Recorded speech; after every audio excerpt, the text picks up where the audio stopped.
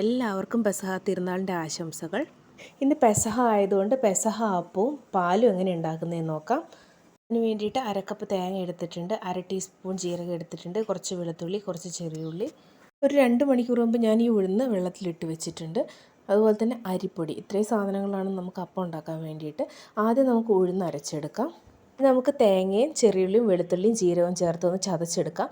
ഒത്തിരി അരച്ചെടുക്കണ്ട, വെള്ളം ചേർത്തിട്ട് ലൈറ്റായിട്ടൊന്ന് അരച്ചെടുത്താൽ മതി.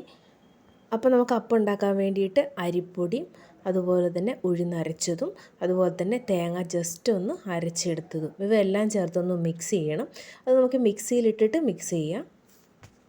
അതുപോലെ തന്നെ നമുക്ക് എല്ലാം ചേർത്തിട്ട് കൈ കൊണ്ടും കുഴച്ചെടുക്കാം. ഞാനിവിടെ മിക്സിയിലിട്ടിട്ടെന്നെല്ലാം ചേർത്ത് അടിച്ചെടുത്തിട്ടുണ്ട്. അതൊരു പാത്രത്തിലേക്ക് ഒഴിച്ചു കൊടുക്കും. നമുക്ക് പുളിപ്പില്ലാത്ത അപ്പമാണ് ഉണ്ടാക്കേണ്ടത്, അതുകൊണ്ട് അധികം ഫെർമെൻറ്റ് ചെയ്യാൻ വേണ്ടിയിട്ട് വെക്കേണ്ട ആവശ്യമില്ല. പിന്നെ കുറച്ചൊന്ന് പൊന്തണമെങ്കിൽ 5 മിനിറ്റ് വെയിറ്റ് ചെയ്ത് അതിന് ശേഷം നമുക്ക് അപ്പം ഉണ്ടാക്കിയെടുക്കാം. ഇനി നമുക്ക് പാലുണ്ടാക്കാൻ വേണ്ടിയിട്ട് ഞാനിവിടെ 2-ാം പാൽ എടുത്തിട്ടുണ്ട്. അതുപോലെ തന്നെ കുറച്ചധികം 1-ാം പാലും എടുത്തിട്ടുണ്ട്. പിന്നെ കുറച്ച് ശർക്കരയും 2 അച്ച് ശർക്കരയാണ് ഞാൻ എടുത്തിരിക്കുന്നത്. അത് ഞാൻ ഇട്ട് കൊടുത്തിട്ടുണ്ട്. പൊടിച്ചിട്ട് കൊടുത്തു കഴിഞ്ഞാൽ പെട്ടെന്ന് നമുക്ക് വെന്ത് കിട്ടും.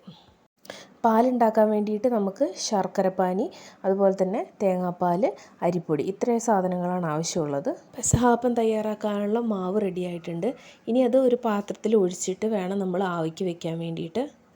ഇഡ്ഡലിത്തട്ടിലും വയ്ക്കാം, അതുപോലെ തന്നെ കുക്കറിൽ നമുക്ക് ആവിക്ക് വയ്ക്കാം. ഞാനിവിടെ ഇഡ്ഡലിത്തട്ടാണ് എടുത്തിരിക്കുന്നത്. ഓശാന ഓല ഏറ്റവും പ്രധാനപ്പെട്ടതാണ്. അപ്പോൾ നമ്മൾ കുരിശാകൃതിയിൽ ഓശാന ഓല വെച്ചിട്ടാണ് അപ്പം വേവിച്ചെടുക്കുന്നത്. ഈ കുരിശ് വെച്ചിരിക്കുന്ന അപ്പം ഒരെണ്ണേ ഉണ്ടാക്കാൻ പറ്റുള്ളൂ. ഇനി നമുക്ക് പാലുണ്ടാക്കാം. അതിനുവേണ്ടി ഞാനിവിടെ ശർക്കരപ്പാനി അരിച്ച് വെച്ചിട്ടുണ്ട്. അതിലേക്ക് 2-ാം പാൽ ഒഴിച്ചു കൊടുക്കുന്നുണ്ട്. അതുപോലെ 2 ടീസ്പൂൺ അരിപ്പൊടിയും ചേർത്തിട്ട് ഞാനൊന്ന് ഇളക്കിയെടുക്കുന്നുണ്ട്. നന്നായിട്ടൊന്ന് വെന്ത് വന്നതിന് ശേഷം നമ്മൾ ഇതിനകത്തേക്ക് നമ്മൾ എടുത്തു വെച്ചിരിക്കുന്ന 1-ാം പാൽ ഒഴിച്ചു കൊടുക്കും. ഇത് ഒഴിച്ചതിന് ശേഷം നമ്മൾ ഒത്തിരി നേരം ഒന്നും തിളപ്പിക്കേണ്ട, ജസ്റ്റ് ഒന്ന് തിളപ്പിച്ചാൽ മാത്രം മതി. അപ്പോൾ നമ്മുടെ തേങ്ങാപ്പാൽ റെഡിയാക്കിയിട്ടുണ്ട്. അതുപോലെ തന്നെ പെസഹ അപ്പം ഇവിടെ റെഡിയാണ്. നിങ്ങൾക്ക് വീഡിയോ ഇഷ്ടമായെങ്കിൽ സബ്സ്ക്രൈബ് ചെയ്യാൻ മറക്കരുത്. കമൻറ്റ് ചെയ്തോളൂ, ലൈക്ക് ചെയ്തോളൂ, ഷെയർ ചെയ്തോളൂ. Thank you.